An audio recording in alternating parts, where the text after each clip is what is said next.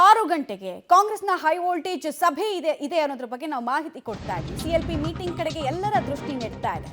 ನಮ್ಮದು ಒಗ್ಗಟ್ಟಿನ ಸರ್ಕಾರ, ನಮ್ಮಲ್ಲಿ ಒಗ್ಗಟ್ಟಿದೆ ಅನ್ನೋ ಸಂದೇಶವನ್ನ ಸುರ್ಜೇವಾಲಾ ಅವರು ಕರ್ನಾಟಕಕ್ಕೆ ಬಂದು ಇಳಿತಾ ಇದ್ದ ಹಾಗೆ ಕೊಟ್ರ ಅನ್ನೋದು ಕುತೂಹಲ. ಡಿಕೆ ಶಿವಕುಮಾರ್ ಮತ್ತು ಸಿಎಂ ನಡುವೆ ಯಾವುದೇ ಭಿನ್ನಾಭಿಪ್ರಾಯಗಳು ಇಲ್ಲ. ಸಿಎಲ್ಪಿ ಸಭೆಗೆ ಮುನ್ನವೇ ಈ ಸ್ಟೇಟ್ಮೆಂಟ್ ಅನ್ನ ಕೊಡೋದ್ರ ಮೂಲಕ ಅತಿ ದೊಡ್ಡ ಸಂದೇಶವನ್ನ ರವಾನಿಸಿದ್ರ ಸುರ್ಜೇವಾಲಾ ಅವರು ಅನ್ನೋದು ಕುತೂಹಲ. ಇವತ್ತಿನ ಸಭೆ ಜೈ ಬಾಪು, ಜೈ ಭೀಮ್, ಜೈ ಸಂವಿಧಾನ ಸಮಾವೇಶದ ಸಿದ್ಧತಾ ಸಭೆ ಆಗಿದೆ. ಕರ್ನಾಟಕ ಸರ್ಕಾರದ ಗ್ಯಾರಂಟಿಗಳು ಜನರ ವಿಶ್ವಾಸವನ್ನ ಗಳಿಸಿದೆ. ಇದರಿಂದ ಬಿಜೆಪಿಗೆ ಹತಾಶೆ ಶುರುವಾಗಿದೆ.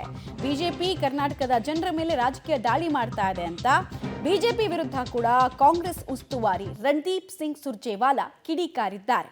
ಕರ್ನಾಟಕಕ್ಕೆ ಬಂದು ಹಿಡಿತಾ ಇದ್ದ ಹಾಗೆ all is well in Karnataka Congress party ಅನ್ನೋದನ್ನ ಅವ್ರು ಹೇಳ್ತಾ ಇದ್ದಾರೆ.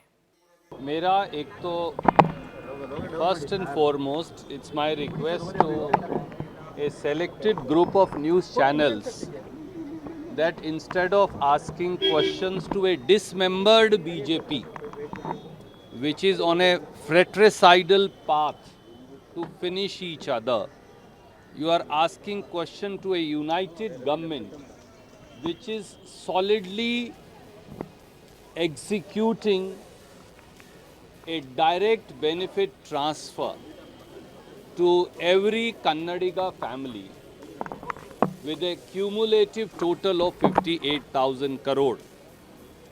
The Karnataka Congress guarantees, which are the Karnataka Congress government guarantees, is the biggest welfare scheme of India. Naturally, BJP is perturbed by it. On one side, Yatnal is baying for blood of Vijendra. On the other side, Ashwath Narayan and Ashok keep fighting.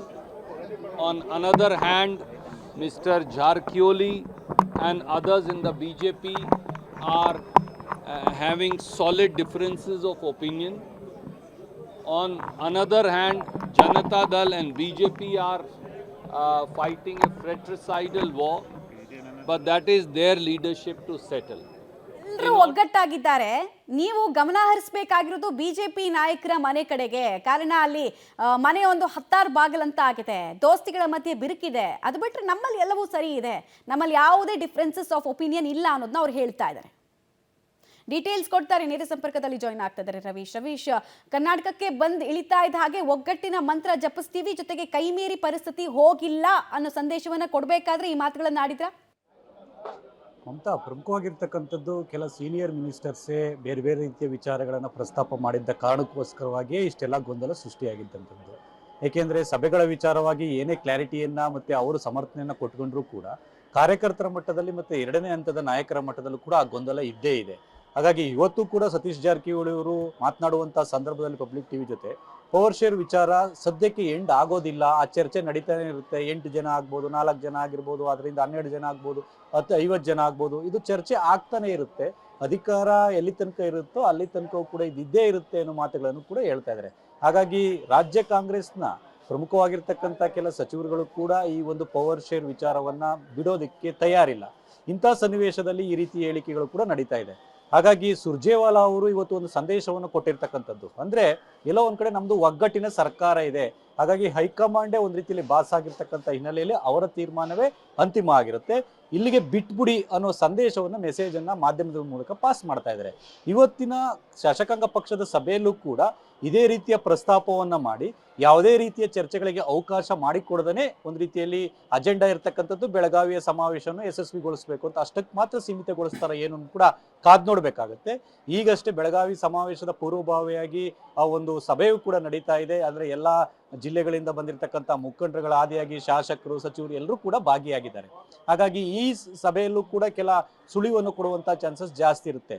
ಪ್ರಮುಖವಾಗಿ ಬಿಜೆಪಿಯಲ್ಲಿ ಎಲ್ಲೋ ಒಂದ್ ಕಡೆ ಬಣ ಬಡಿದಾಟ, ಬೀದಿರಂಪ ಹದಿರಂಪ ಆಗ್ತಾ ಇದ್ರು ಕೂಡ ಎಲ್ಲೋ ಒಂದ್ ಕಡೆ ಅವರ ಬಗ್ಗೆ ಒಂದ್ ರೀತಿಯಲ್ಲಿ ಚರ್ಚೆ ಆಗೋ ಬದಲು ಸರ್ಕಾರದ ಬೇರೆ ಬೇರೆ ರೀತಿಯ ಚಟುವಟಿಕೆಗಳಿಗೆ ದೊಡ್ಡ ಮಟ್ಟದಲ್ಲಿ ಸುದ್ದಿ ಆಗ್ತಾ ಇದೆ. ಹಾಗಾಗಿ ಇದು ಸರ್ಕಾರದ ವರ್ಚಸ್ಸಿಗೆ ಮತ್ತೆ ಸರ್ಕಾರ ಗ್ಯಾರಂಟಿಗಳನ್ನ ಕೊಡ್ತಾ ಇದ್ರು ಕೂಡ ಅದಕ್ಕೆ ಹೆಚ್ಚಿನ ಪ್ರಶಸ್ತಿ ಸಿಗ್ತಾ ಇಲ್ಲ ಅಂತ ಹೈಕಮಾಂಡ್ ನಾಯಕರಿಗೆ ಅನ್ಸಿರ್ಬೋದು. ಆ ಕಾರಣಕ್ಕೋಸ್ಕರವಾಗಿಯೇ ಸುರ್ಜೇವಾಲಾ ಅವರು ಈ ರೀತಿಯ ಸಂದೇಶವನ್ನು ಕೊಟ್ಟಿದ್ದಾರೆ.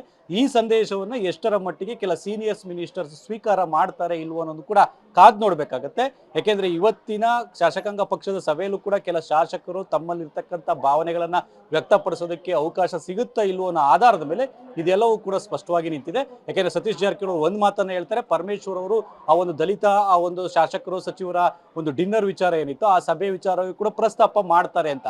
ಹಾಗಾಗಿ ಈ ರೀತಿಯ ಪ್ರಸ್ತಾಪಗಳಾದ್ರೆ ಮತ್ತಷ್ಟು ಗೊಂದಲ ಸೃಷ್ಟಿಯಾಗುತ್ತೆ.